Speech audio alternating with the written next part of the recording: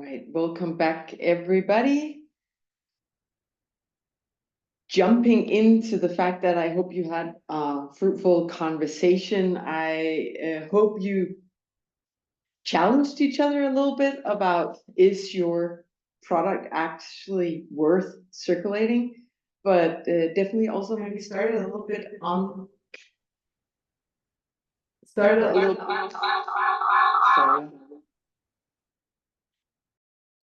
I hope you also.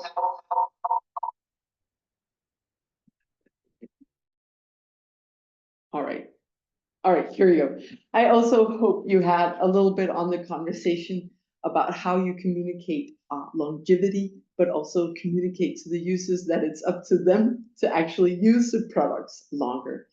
But I'm gonna invite Susie to the stage, or the digital stage. Hi, Susie, good to see you.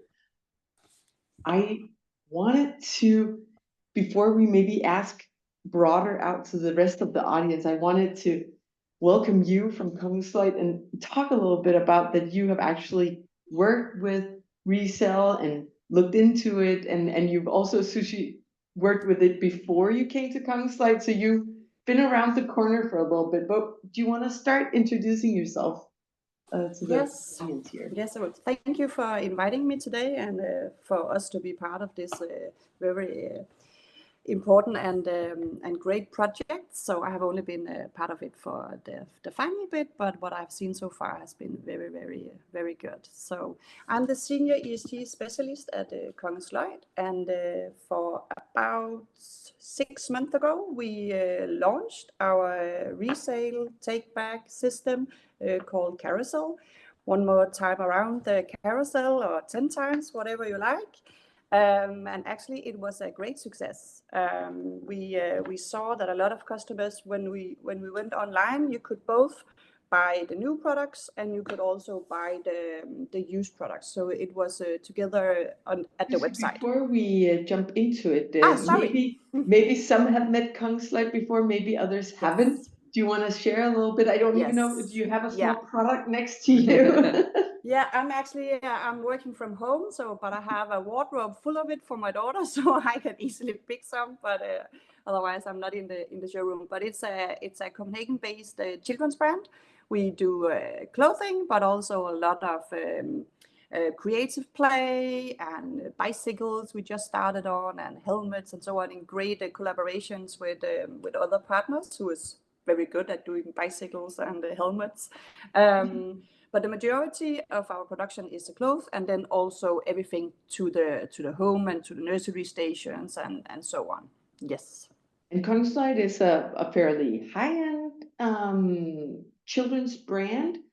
And the last session we had, not Trend Sales, but Reshopper and a few other resale platforms provided data for Copenhagen Business School to do some studies about the performance here. And we could see that you were one of the requested brands from these resale platforms. So do you recognize some of this Mette is sharing, that we design for longevity, we do high quality, we're a hype brand, but are you speaking to the fact that they should use it longer, or is it just because kids grow out of it that it has a natural reason to enter the resale market? I think it's a bit of both. We, from the very beginning, it was Emilia's, one of her cornerstones was that it should be of high quality, and not necessarily that she had in mind that it should be, be able to be passed on for 10 different generations, but just because kids, they spill on it, they run in it, they sit on stones and whatever. So the durability was a very important factor for her. And also to work with certified materials, not necessarily that doesn't impact on longevity on other aspects, but just so the supply chain and also the materials were covered from that side. So so it was, but we always think in some way of longevity when the design is making decisions.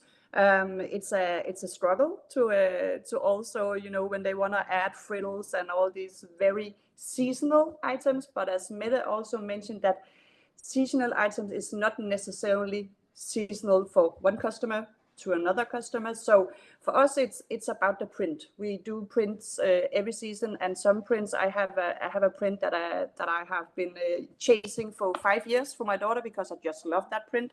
I don't care that it's in season or out. So I think for the kids, it's because they naturally grow out, and then also that it's desired prints and signatures, and then the quality as well.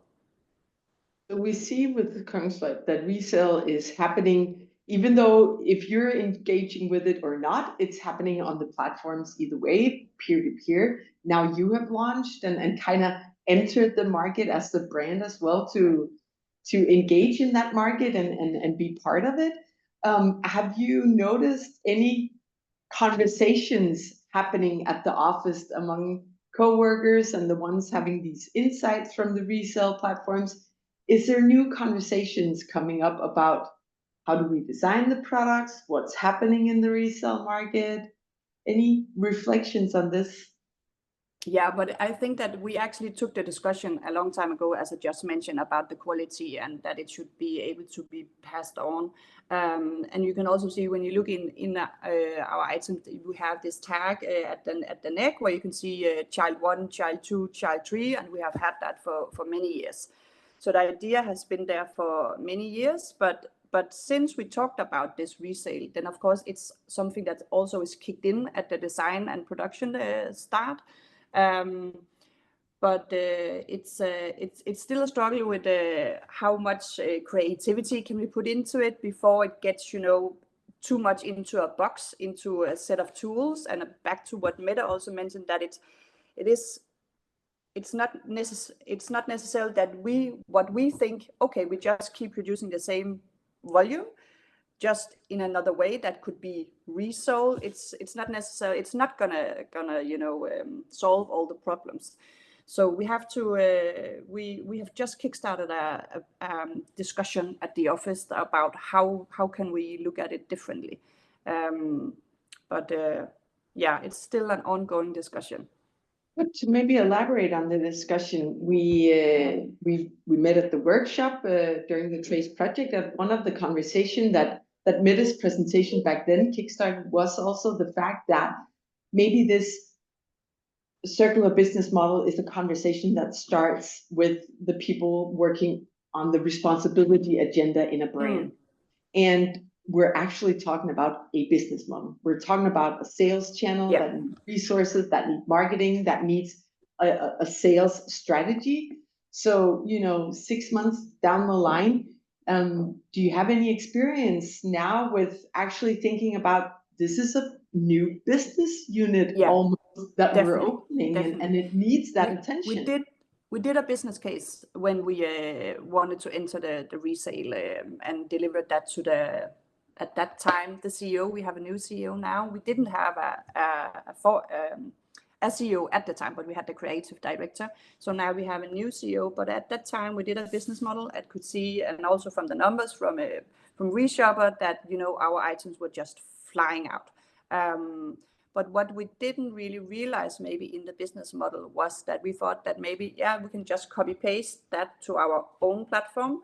But the problem is that when you sell it directly, the customer gets more out of it compared to if they sell it at our platform. So we are our own worst enemy, because we make such good items that is going very fast on resale platforms that we can't compete with it on our own platform. So so we're still trying to find a solution for that. You're still in the learning phase. Yeah. And I think it's brave and it's important to get out there and get that experience. What we see happening with several American brands on this is that they actually enter with a new employee called the re-commerce manager, who's in charge of not only resale, but rental and repair. Because maybe we've also been a little too nice to our customers, giving them lots of service for free and not making sure that we make money on these initiatives. It's sometimes just part as a marketing initiative. Do you see that actually, being very much in the responsibility agenda at Kongslight? Do you see a movement in this conversation as in we need to talk about this as a business development and as a new sales channel Yeah. and work that Yeah, way? definitely, definitely. And actually, we discovered this when we launched the resale project and saw that we struggled to get items in from the customers because they would rather just sell it, what a day to day on Reshopper or DBA or wherever they wanted. So we actually decided that we needed to have a bigger focus and maybe where should we, the board was on board of it and the managers and C-levels and so on, but we needed to rethink it. So we actually set it on pause. So at the moment you can't find carousel online because we didn't get enough items to, to have the hype for customers to buy new items and sold items. So at the moment it's on pause, and then we have a discussion about, okay, so where should it be implemented? Who should be in charge? Should it be a bigger part of customer service? Should it be a bigger part of production team? And where should it placed? Yeah, so that's where we are at the moment. That's beautiful, but I think it's a very important conversation and maybe even a little bit difficult to have before you dip your toe in the water and like, oh, okay, so this is what happens. This is how it acts. Let's iterate and rethink. These are really great insights, Suzanne. Thank you so much for sharing it. For the ones listening in, and of course, any good advice, or now you have dipped your toes and have the first experience, and you've worked with resale in previous brands that you've been with, so maybe you can also speak to a more personal experience. Any thoughts? Because this is very much an initiative that is, at least we experience, driven from somebody who's passionate and who sees the idea, but it's very much driven by a one person show. Yeah, What I think reflections do that you want to share? I think that when I was part of it at Woodwood, we had a great partner, and the same here at Kongslight. We also have a great partner who took care of all the infrastructure and logistic and all that. That is, you just need that setup because all the handling, all the sorting, everything is just you need that. And it was the same with Woodwood as Kongslight. We just didn't get enough items in to have a proper business model out of. We didn't sell enough because we didn't have enough stuff, because it was both Woodwood and the Kongslight is just it goes so fast on trend sales and reshop and so on. So that is the tricky case, to figure out how should the business model, because we also need to earn money on it. But if a customer, they are the a link in the sales chain. So yeah, so but that was the biggest hurdle there, to get enough items in that we can sell, and then also to partner up with a great partner who handles all the logistics. That's a very good reflection. I believe with the introduction of this digital product passport, we will also be able to actually identify where are our garments, where Yeah, are our products, because maybe, like Mette was saying, maybe they're in a wardrobe somewhere and not being used. They're in the yeah, attic because maybe we'll have another child, maybe we won't, maybe I want to share it some other time.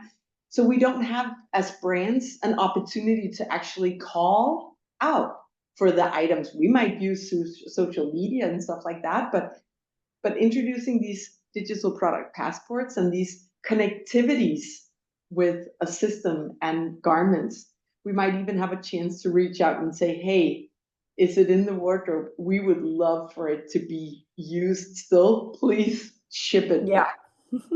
Work with that. Without spying on people.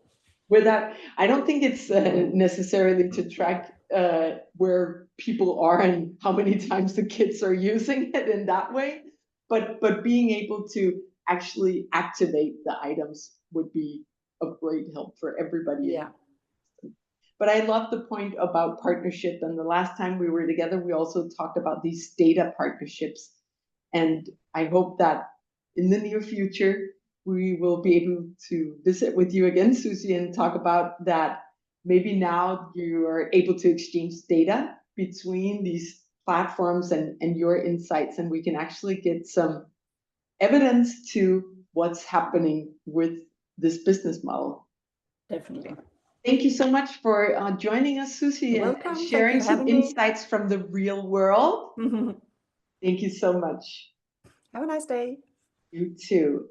I will now invite Lone to the stage as well. We had in the program promised to visit with Solent and with NN07. However, they I want to invite Lone to the stage. Let's see if this happens. My video is on now. Perfect. So I think There we works. go. All right, it works now. All right. Well, I was about to say that Soland and NN07 was supposed to present this morning as well. Unfortunately, due to illness, they weren't able to make it. I do want to share that you won't have to live without them. We are releasing a podcast early next week where you can hear from the brands. And I especially enjoy these two brands as well as Kongsberg because Emil from NN07 is sharing insights about the fact that they were looking into resale, but decided to start with repair instead because they found that a better strategy to start learning how to engage with their users, actually building a stronger relationship with their users, and then maybe later on adding the resale business model. Soland, however, had already entered the resale market, and with a very recognizable print and brand, they have actually succeeded really well with the resale market. But unfortunately, they won't be here now, but you can listen to them in the podcast later. However, I invited then Lone, my coworker, for a small Q&A because Lone, you are working with lots of our circular initiative here in Lifestyle and Design Cluster. So maybe you just want to present yourself. Yeah, thank you for inviting me. Nice to see that out of the audience, I do actually know most of you, but for those of you who doesn't know me, I have a background from the fashion industry, both from national and international brands, and I've had responsibilities right through the supply chain. Today here at Lifestyle Design Cluster, I work as a project manager within the circular economy, and specifically with a project called the Voluntary Sector Collaboration that has been running for 2 years, and where we have different working groups. We have 3 overall goals within this project, that it's about circular business models, and one is about circular design principle, and last one is about circular materials, specifically on recycled fibers. Yeah, so that's why I guess you invited me. Yes, because I was thinking, Lone, maybe you would start just to put a few words, and if anybody out there has reflections or questions, please shoot it in the chat. But Lone, would you share a little bit about from these working groups? And you see, I think you have about 60 some brands involved in the volunteer sector collaboration.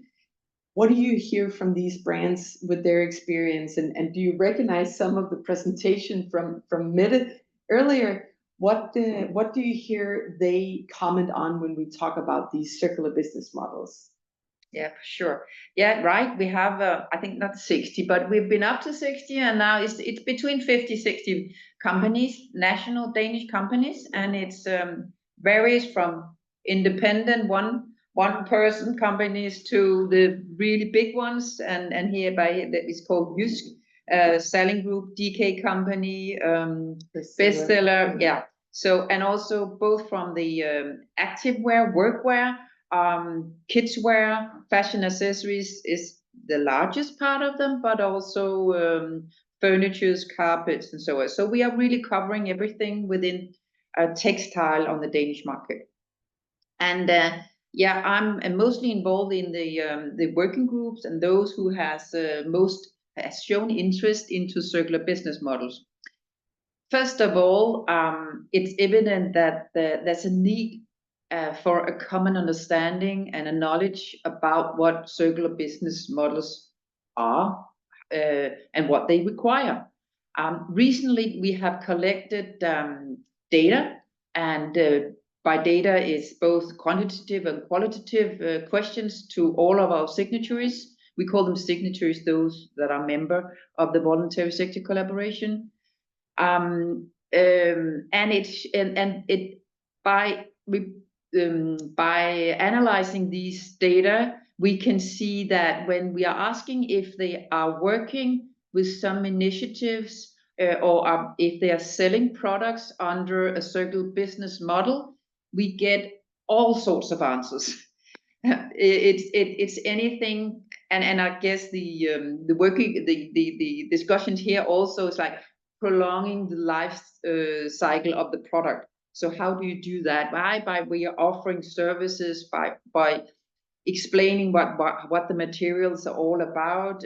So it's really a very and for all reasons good initiatives by all means, and the intention obviously is about giving more value to the products. However, within the working group and within the sector collaboration, we started off looking really into resale. And looking back to Mette's presentation, it's no surprise to anyone, I guess, working in the fashion textile, that we see how the resale turnover is increasing more so than the first price term. And I'm sure that most brands has looked into the resale market to find out if their products are being resold. If they're not involved in resale themselves, are their products at all selling on the peer-to-peer market? So we have also within the working group actually made a definition of what resale is, because in order to be able to talk the same language and in order to actually measure if a brand has resale, we have made a definition of what resale is. And it's an ambition, I would say, because in short term, it's pre-consumer goods. It's post-consumer goods, meaning not dead stock, not returns, not seconds, or any other products that a brand may see a chance or an idea to call resale or reloved or carousel or whatever it's called, because we do know that most brands has these type of products. But within the sector collaboration, we are only interested in talking about a pure resale, meaning a post-consumer good. When then collecting data from all of the signatories, let me also say within the signatories, we also have the NGOs, and we also have the resale platform, or some of the resale platforms. The numbers showing is that we can hardly see any sale. We know that a lot of brands are engaged, has started up, as Susie was explaining about Kongens Lloyd, has started up some type of take-back system, and they are offering products. But when we are looking at the pure numbers, we cannot see, we can hardly measure a percentage of the total revenue coming from resale. It comes from the NGOs, Blå Kors, Røde Kors, and from the resale platform, the peer-to-peer resale platforms. So Lone, I invited Mette back to the stage as well, because Mette, you showed a timeline saying by 2030, we should be around 30-40% of the turnover should come from resale. And I believe you were up to 2050, it should be like 80-90%. And now Lone is saying that it's close to zero. It's very, very limited. All right, so what are we going to do here? Yeah, as Lone says, it is so limited that we actually, don't know how limited it is. Like, so there's a massive mountain to climb. I think that, like, the problem is not really that, like, I think Susie also mentioned that right now the resale platforms pretty much own the market, right? So all the brands have this issue that they have a lack of supply because it's very difficult to make it attractive to users to give items back to a business without getting any like very like substantial benefits out of it. And when I talk to resellers, they are so used to get like all the revenues that that come from the resale activity themselves. But I think that what is needed is also for many more people than the very advanced resellers to be engaged in this market. And we need to start believing that there is a need for many different business models that are in the resale market as well. So when a brand lacks supply, I think they need to remember that it also took a very long time for trend sales to have more than 30,000 listings from Ganni. But as soon as the market starts getting there and more buyers also will have successful experiences when they go and look up the products they're searching for, there will be some very like mutual beneficial things that will make it both worth for resellers to engage in the activity, but also for buyers to search for the items. I have a very specific code that I've looked at from Ganni when I did the follow the garment exploration, and it was a code that performed super well on trend sales, and people asked for it in Facebook groups and they were queuing to buy it. And it was available on Ganni's, they had a small like pilot back then. It was available on Ganni's website, like resale website all the time for several months without getting sold for a cheaper price. And that's because that's not where people go right now. But if they have the opportunity in the future, I believe that they would also consider going into the branded resale channel. So we're talking about a little bit of a mindset change. If we just go back 20, 15 years, nobody, I think I've mentioned this several times before, nobody believed that fashion or furniture could be sold online. No, we need to go to the physical store, otherwise it can't sell. Now we're kind of in a new sales situation. We need to be convinced that there's a growing market, but it's also going to be a diverse market. There's going to be multiple ways of selling. And I just want to maybe highlight, Mette, that when you've presented and showed pictures of Ganni, it's not that they are the best case for resale. That was just your selected, I think it was Ganni and Baum & Vergarten, that was kind of the selected brands to follow during that study. So it's not there. Don't think that I'm not a Ganni brand, so I can't do it. I have done another round of wardrobe studies with resellers in November and December, and it just shows that there is like a very diverse market where the new resellers I've talked to, some of them have good experiences with Ganni and more like Danish brands, but others are specialized in other types of products and designs, and they search for like they find their audience through other channels. And it's like it's both about the sellers and it's about the buyers, but it's also about the products and about the business model. So all those things kind of have to work together. And right now in Copenhagen, for example, we also we see a lot of flea markets every Sunday. We see a bunch of like resale consignment shops that take in certain designs that only fit into the brand and universe that work for them and their audience.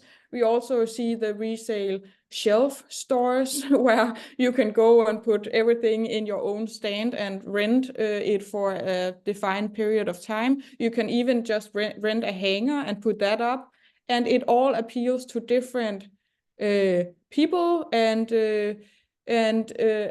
I think we need to go in that direction. So if you see that your brand performs well on trend sales, it's good, but it doesn't mean that trend sale will be the only challenge where there will be a market for those products. But I think it will take time.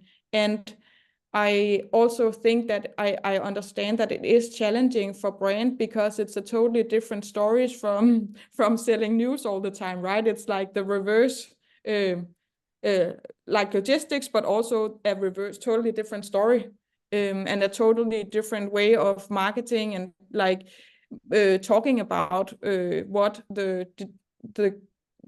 amazing things about fashion or design is. So before I give both Mette and Lone the final say and maybe reflect a little bit about what you could recommend people to do and how to get started, I want to address that the last time we did this session and it's in the notes and the material from last time, we'll send it afterwards. There's actually suggestions on strategies for how to get started. So when, like you're saying, Mette, what are you going to do? Are you going to do it by yourself? Do you want to partner up with a third-party platform and so on? You can go back in the material here and you can see the different strategies and what it demands and what business model lies behind. In the material, you're actually be able to find recommendations on how to get started on these strategies. We have something called the educational articles, and there's a few articles on actually the steps going forward and which decisions to make. So I just want to say there's lots of good people and good material there to help you. But Lone, do you want to start out, put it in your own words when you engage with these brands? And we've heard it before. I'm a one-woman show. I'm a one-man show. I'm a one person in maybe even a bigger company actually stating this, saying something about this. What would your recommendation be to this one person? What is the next step? Yeah, my first step is by starting involving the necessary department within your company. Ensure you have a common interest and you have the right resources. And think of it as a business model. And then set up the measurable KPIs. So what are the expectations to this? Is it a pilot that we can use as a marketing tool, or is it to become a secondary revenue stream, a new business model? And what we see from the sector collaboration, it's often it's the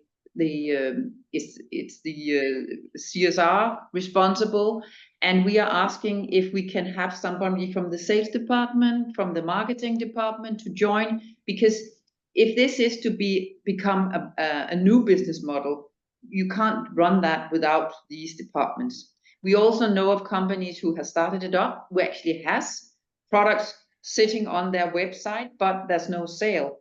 And I'm wondering, what do they do? Is their marketing department pushing this, and is their sales department measured on this turnover as well? This, on top of all the inspirational material that you guys have been working with, I would also like to mention a guide that is developed by an English organization, which is actually a worldwide organization called RAP. They have developed a circular business model guide, which we can also send a link. And here there's an explanation for resale, for rent, repair, redesign. So 4 new R's. And these 4 different business models are described, and there are some good examples of international ways these are working and supporting just as importantly. But also here in the Lifetime Design Cluster, we have initiated a project that is run by IKEA and Design School in Kolding, and it's only running for this year. This helps companies to test one of these business models on their own brand. So if you by any means are interested in testing this, looking into your brand DNA, what would be the best model to start up, then please contact me, because I can then direct you to the people who are responsible for this. They will also do a landscape of what is available for Danish brands to starting up these. Are there service organizations that can help starting up? As Susie was saying, like, don't do it yourself necessarily. all the logistics might kill you. So who can be of help and to cooperate with. Thank you so much, Lone, and the same to you, Mette. Here I am, all alone in the brand. I hear what you're saying. I agree with what you're saying. I'm motivated, but when I turn off this webinar, I have 1,000 emails and my sales numbers are pushing for new items. What are you guys speaking to in terms of this change that needs to happen, or how can you motivate a next step? Yes, I actually I recognize that it's super difficult and that to-do lists are endless and there are so many things that everyone who works in these industries need to do every day. So I know that it's not easy, but I think it requires the realization from an organizational perspective that the time and attention that currently is directed towards new production and new sales must also be directed towards resale in the future. So when we look into 2050 and we see a world where 80 to 90% of the revenue streams are actually generated on the resale market, then that's also where the 80 to 90% of the time and energy, all the internal resources from running a company are directed.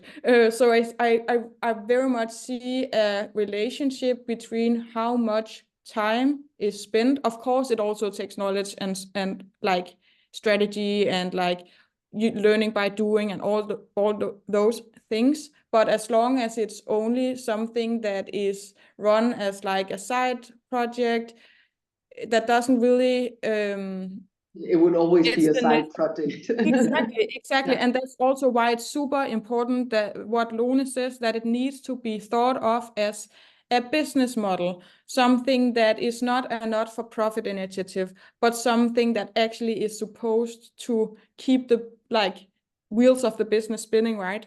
So I think that would be my suggestion, to go back to my company and then make a meeting or a board meeting or something like that that includes several people, because it is going to be a team effort that needs to be transmitted throughout all departments in a company, and is not just something that can be like a one-person project.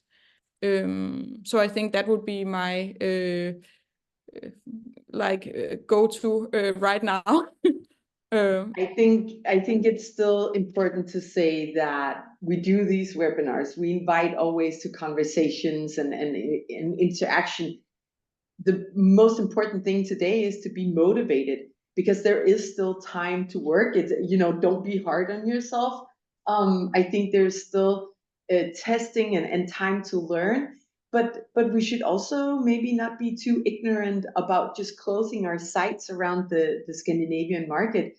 The last time we were together, we saw the statistics of how fast this is growing in China or the US. So if you are an international brand, maybe also make sure that your sites are looking out to what's happening on other markets. What platforms are really growing there? Can you learn from something? And I truly experience that everybody's willing to share, just like we saw Susie today. And I listened in on some of the conversations in the breakout rooms, and everybody was really eager to share, because if we are growing the resale market, everybody's winning. And I truly hope that everybody's thinking about this. And if you need an example, look just to other industries, how leasing models are growing in other industries, or how we see digital products growing. And if we looked at the book industry, everybody thought that it was going to kill the physical book when podcast and audio books came out, a Kindle, and you could read it as a digital book, but it just made the book market bigger. So maybe if we do cancel some of the new production and we emphasize or look towards the resale market, maybe we can capitalize even more and make that market more reliable. so the board meeting can actually measure a KPI. Thank you so much, Mette and Lone, for joining this conversation and this webinar. We are getting close to the end, so thank you so much for joining. I will invite Thomas to the stage because this is not it shouldn't be the end, right? But it almost feels like we're at the end. We're at least at the end of this training sessions, these online educational sessions. So Thomas, will you share a little bit about what have we been looking at? What have we learned these past year and a half? Yes, sure. Well, thank you for all those inspiring discussions and conversations you have here. So I will try and share my screen. My PowerPoint here. So Yeah, we're close to being there. Yes, we see it, Thomas. Thank you. So I'll sum up the 4 education days that we had, and as the first thing I would say, there have been quite some research behind the education days. They're just communicating the findings. We have had 5 work packages, a lot of workshop with some partner companies, and all that went into those education days. So here you get the sum of the sum, you could say, the summary of the summaries. I will cover the 4 education days marked with yellow here in the bottom. And I made this slide, and the first thing is there's a link to the homepage up here, Trace T3, the TechSide Search project, and you'll on this page you'll find a lot about the findings. You'll find video recordings, education cases, and use cases to come.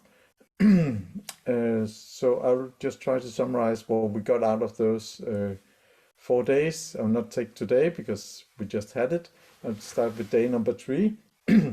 We looked at the resale markets. We got a lot of data from them. We analyzed the data. We're using business analytics and machine learning. And we found out they have a huge growth, as you have mentioned earlier. Double-digit growth, it's amazing. We also found that business analytics and machine learning can help us to identify how the market works, trends and seasons. And furthermore, we found out there's a different business strategies and business models that can be applied. So we saw that resale is not just resale. There's a peer-to-peer or consumer-to-consumer resale. There's where the business to consumer resales and take back. There's rentals, refurbish, repair. And actually we have made an education case, the second one. Here, the resale strategy, where you can learn more about it refers to the 9 to 10 R strategies. Furthermore, we looked at resale is only possible because we have digital information about the products. And we found out that all of those had a digital twin. So already there's digital information available. When we looked at Sasilab, the Reshopper, Red Cross, Lobbyklubben, they all had it. Only the local flea markets was lacking the digital information. But we also found out the digital information is not in the digital twin is not easy to access, and the quality of the information is poor. So it really is embarrassing for the brands to see that kind of information. The pictures are not good, as was mentioned before, and there's no information about sustainability. So we ended up, after the workshops, proposing that the brands, for example, the upstream producers, they provide digital twin information easily accessible.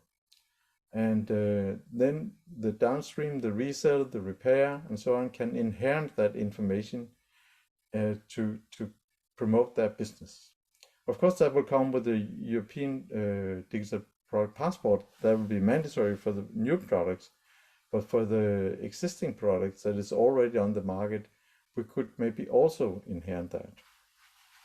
So that was the basis learning from the trend of the resales, that we need digital information we need digital twin to support the business and really to grow the business.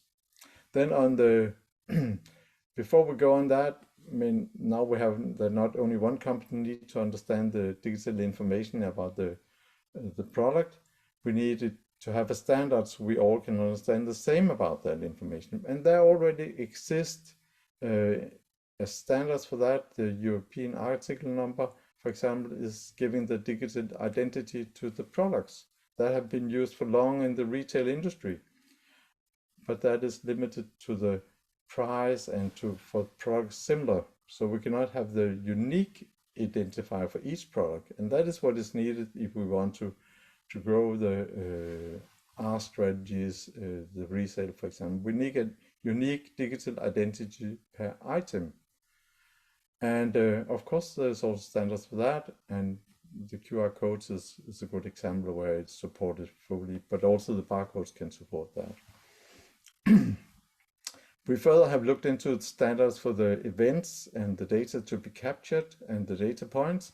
And there's a lot of standards on the way from the United Nations and from the EU on part of the digital product passport, but those are not detailed yet. They're not settled yet. They are to come, and we have to watch out for what is going to be required. But in the end, it will be some information that will be stored on a database, and you have to find it again. And how to do that is only because we have the digital identity. Then we can refine and filter the information. The example that Mette had with the GANI, and I mean, if they had used the digital identity for the product, then we could have searched across all sites and found that it was available for resale in many places. And this is all described. How to go around this, how to find out about this is described in those education cases. For example, how to build up a decentralized autonomous organization or the cooperative way to look at the blockchains. It's detailed here. And how to find out which retail strategy is detailed here. How to use it in your company is the first education story. How do you explore what is the requirements, how to work with that? It's all described in how to do it. I will come a little more back to that.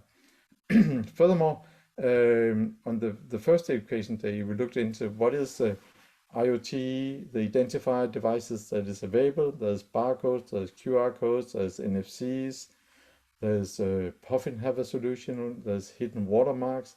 There's many ways of doing this. I'll show some examples in a second that is in use. The problem is there's a lot of prototypes, but what is in use, what can scale, and to what price. So what will this mean for the Danish companies? And I have divided the guidance into that it means something for the resellers who's pursuing and others that are pursuing the R strategies. They need the digital twin with the digital information really significant, and they should inherit information from the brand. So that is the only way they can really improve their businesses, so they have proper information that we can trust. The brands, they have to do a digital twin with the upcoming digital product passport. So anyway, just get started, get ready to do it now. And as I said, read more here, and I'll come in a second, come back to how I suggest you process that. But here I have just wanted to show some examples. Here's the core. They have implemented that with this app they have. You can scan the barcodes on any of the products, textiles, furnitures, and then you can see how those, all the details about that. Similar here on the resale platforms. Loppeklubben, they have implemented barcodes, so you can see, but here the information keyed in here is keyed in by the consumer who wants to sell the garment. So here at Kongens Lloyd, maybe Susi's could propose some better data for this. And same, Cecilab also have barcodes that helps you to identify the goods. If you look into using QR codes, there's many brands that already have started and implementing that. This is just some examples. and they are used also for checking authentication and certificates. And maybe in here in cities from my grandchild, she got a personalized QR code for this hoodie. So amazing. And also for furnitures, the auction houses have implemented QR codes for when you resell this Fritansen egg, designed by Anne Jacobsen. You get all the information in there in the app, and similar go for other auction houses here.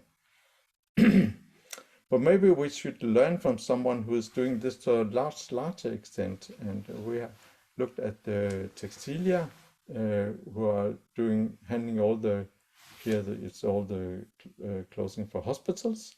Each garment have a unique number here, and they even have implemented that you have a digital twin for the wardrobe. So here it's a wardrobe, and it's a digital twin as well. So I can go there and I can get my clothes out for me in my size and so on. And you see it all hang on the hangers, and it all have, as I said, the barcode, but also an RFID is built into this label. And it can withstand all the washing that they're doing here as well. So maybe we should look there to find more inspiration for how we can use the digital identifiers to follow all or get a lot of data. How many times have this been watched, who have been using it, and so on. And like we heard from Kongesløjd, you put who have the children been wearing this information in. And other companies are using those RFIDs. For example, Uniqlo is using, and Samsung is using this in all the garments, and they can do self-checkout and thereby increase productivity in the shops and so on. I want to end with a last example here. It's a vision for the future. You go in and you look at those clothes in the shop, you take up your phone, and then you scan around with your phone, and you want to look for sustainable information. And then suddenly you get this overlay, and you will see that the green ones, they have sustainable information about their sustainability. And how can that come? They have that because each of them have a digital identity, and when you click on that, then you can see the digital product passport with more information. This is a future envision, so you only select the ones with have proper information. So it was just an example. That is what we could envision in the future. It's not there yet, but the previous example was existing. How can we make that bridge? That's something we should all work on. And one way is to start studying and continue to learn about this. Go to the Trace T3 project and get more information. Anchor this knowledge within your organization. Discuss with your co-workers, with people you trust. How can it be used, and explore the opportunities and see the challenges for your company and your opportunities and for businesses to be developed. If you want to go more into that detail, we are trying to see if we can get funded for an additional research project within the Trace. So if you're interested in collaborating and engaging and be part of the workshops, please indicate by sending an email to me or Heidi, and that you're interested. That was all I had to say. So thank you for now. I look forward to the next project. Thank you so much, Thomas, and thank you to CBS for being lead on this amazing project. I know that both you and Mette will continue the research, so maybe we'll shoot out a small online invitation later this year when you and Mette are reaching some of your final conclusions from this specific Trace project. But for now, I want to say thank you to everybody who's been joining. We've had about 120 people following this Trace educational sessions over these past 2 years. So I deeply appreciate your patience with our research, but I am very, very happy to see that the results that our researchers has come forward with are really examples of next practice. It's not just do like the others in the industry. It's not a question about look what your competitors are doing. It's really recommendations for how you and your brand can build your own next practice and find business models in the responsibility and not just only a do good project. So thank you so much to all the partners, Copenhagen Business School, the Alexander Institute, and the Royal Academy of Arts. We from Lifestyle Design Cluster are facilitating all the insights. So I'll make sure to share the knowledge that has been gathered until now.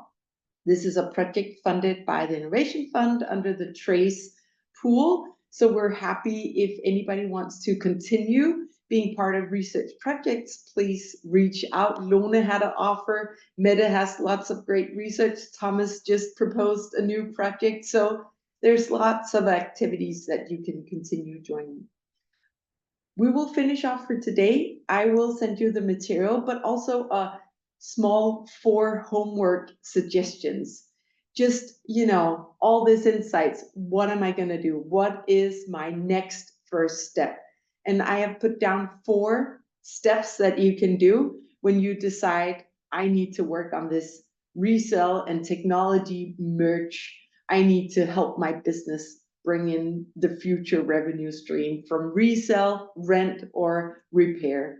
Either way, we have 4 things you should do after this topic today. But for now, thank you so much to all of you being part of this session.